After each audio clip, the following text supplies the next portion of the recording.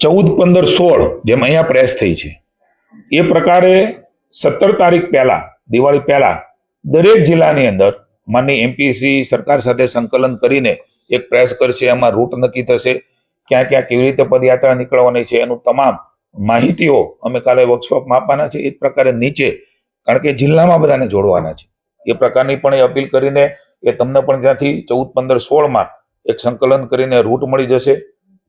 મેં કહ્યું એમ દરેક જિલ્લામાંથી ઓછામાં ઓછી 3 નાનો મહાનગર હોય તો એક દિવસ એ પ્રકારની યાત્રા એ નીકળવાની છે.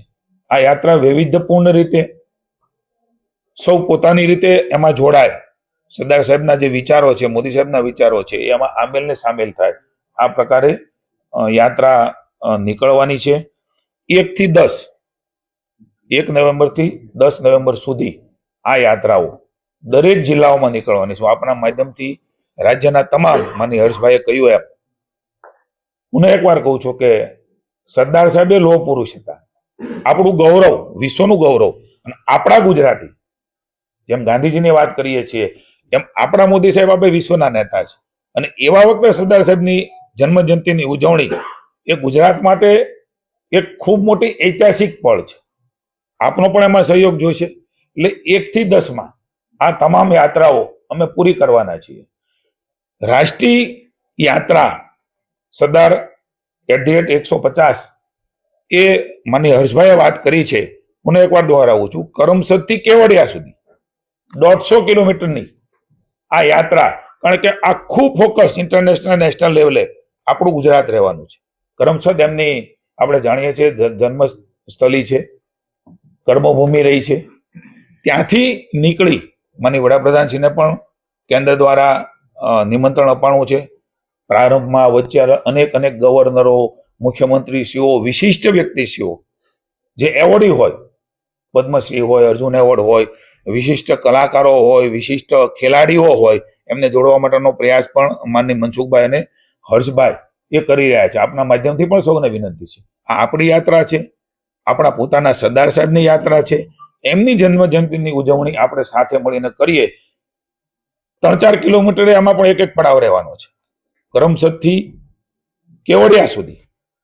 અને એમાં પણ અલગ અલગ સરદાર સાહેબની થીમ સાથે, સરદાર સાહેબની જીવન કવની સાથે, સરદાર સાહેબ જે પ્રકારે જીવ્યા એ મેસેજ જાય એ પ્રકારની થીમ રાજ્ય સરકારે બનાવી છે. અને એ પ્રકારનો આખો કાર્યક્રમ 2-4 કિલોમીટર એનો પડાવ હશે.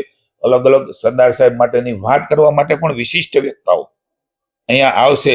કેન્દ્ર અને રાજ્ય સરકાર એના માટે તમામ પ્રયાસો કરી રહી છે. 2-4 પડાવો એમાં હશે. રોજના 8-10 કિલોમીટર સ્થિતિ સ્થળ પ્રમાણે આગુ પાછું થઈ શકે.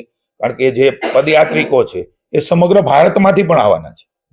વિશિષ્ટ 5-5 વ્યક્તિઓ એ આ બધી અલગ અલગ ક્વિઝમાં, અલગ અલગ સ્પર્ધામાં, અલગ અલગ લોકો જે વિશિષ્ટ છે એમને પણ બસ દ્વારા અલગ અલગ દિવસે એ રાજ્યના પણ હશે અને દેશના પણ હશે.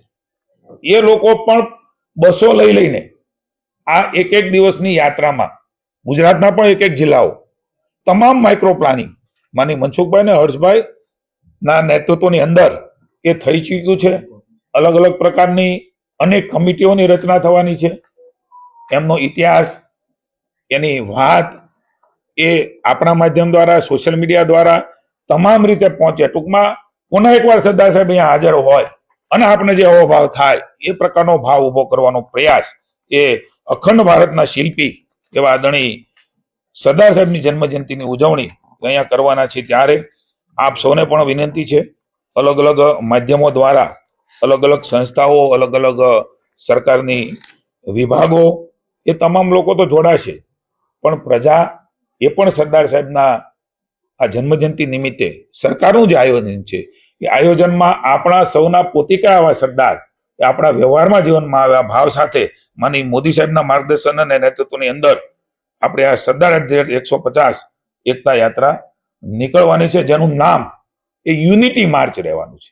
કારણ કે સરદાર સાહેબે એકતાનું પ્રતીક હતા, જોડવાનું કામ કર્યું હતું.